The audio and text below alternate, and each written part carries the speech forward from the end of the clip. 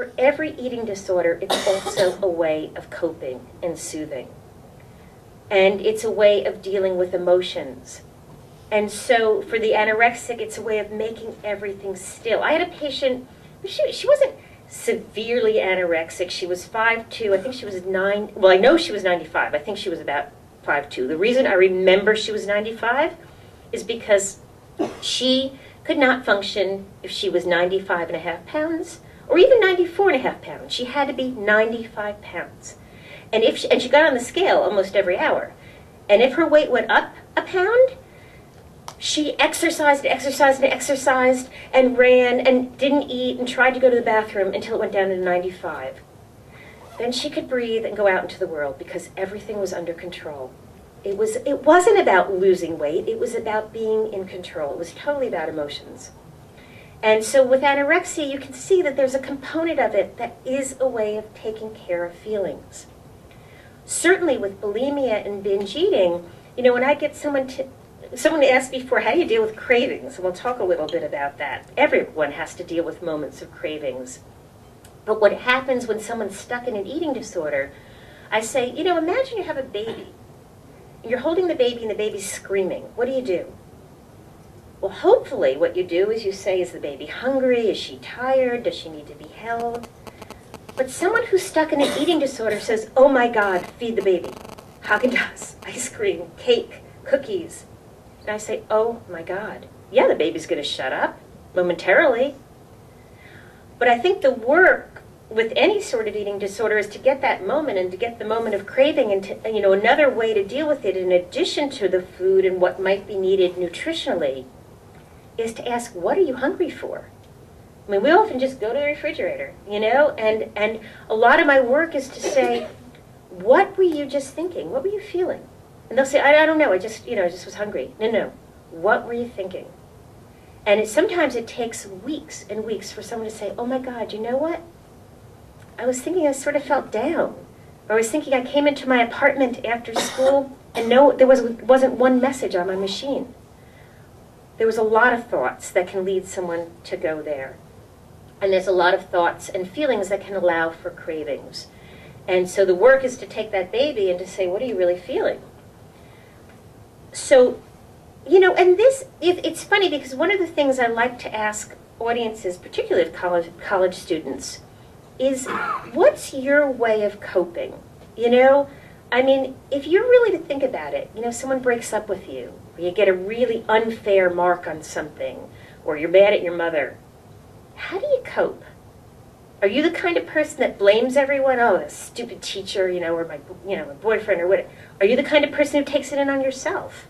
You know, oh, I should have done this. If only I looked prettier. If only I were thinner. If only, you know, where are substances?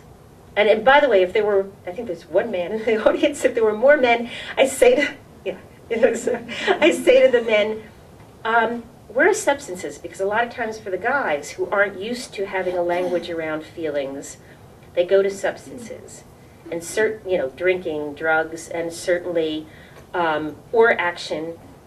But certainly for someone who's focused on food, that becomes a way of dealing with feelings. So I would ask you guys in the next week to just pay attention. I'm feeling something. How do I soothe myself? A lot of the work with eating disorders is to look at how you soothe yourself.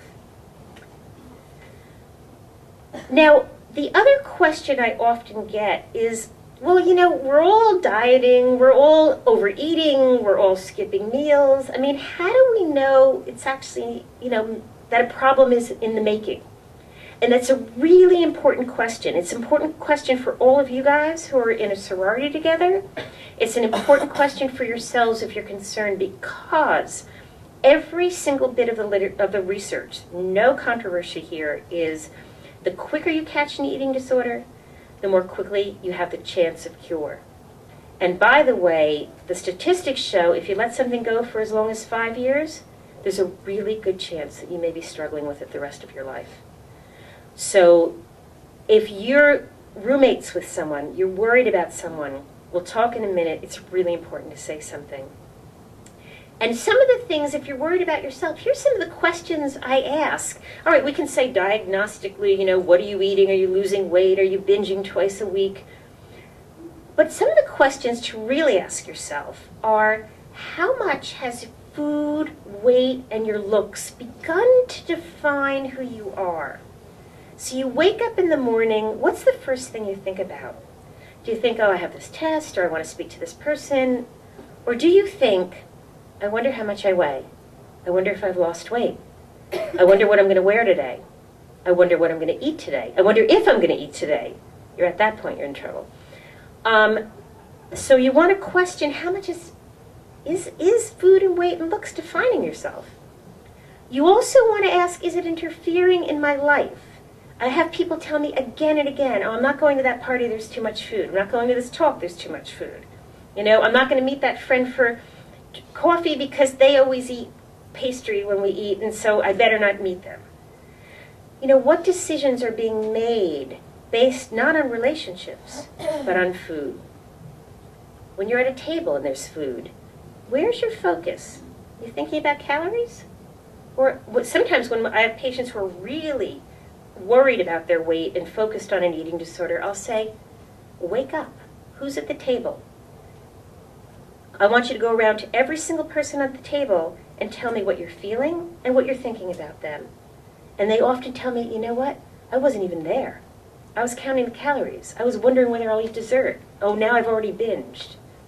So some of the questions are whether your life is revolving around it in some way, if it's being interfered with, your life, if there's shame and secretiveness, and most importantly, if it in some way becomes a way of coping. Because everybody can play around with disordered eating. When it becomes an eating disorder, it's when the eating and the food and the weight become a way of coping. So for my patient who was 95 pounds, being 95 pounds helped her cope. It helped her feel okay. I've had patients who were exercise bulimics. They binge. I had a patient who would literally she would bike across Long Island and back, and she had to do that every day. It took her hours because otherwise she felt like she wasn't exercising enough. It was a way of coping. It made her feel calm. It made her feel like everything was in control. Now, what I want to say, I know I want to get a little time for questions. If you're worried about yourself, don't go it alone.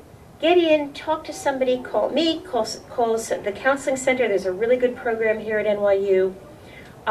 Make sure somebody knows what you're going through. And even if you have questions, it can just be to go in and say, okay, you know what, you're okay, but these are the things to watch out for.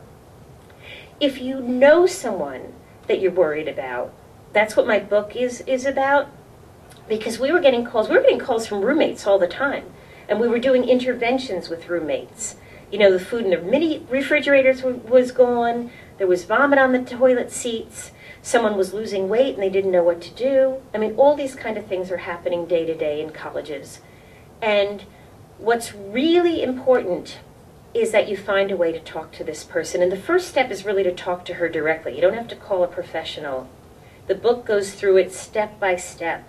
But what you really want to pay attention to in a sort of brief way is you want to just say specifically what you see. I notice there's vomit on the toilet every morning. I notice you've lost weight or gained weight, or, the food's missing. You want to say how it affects you.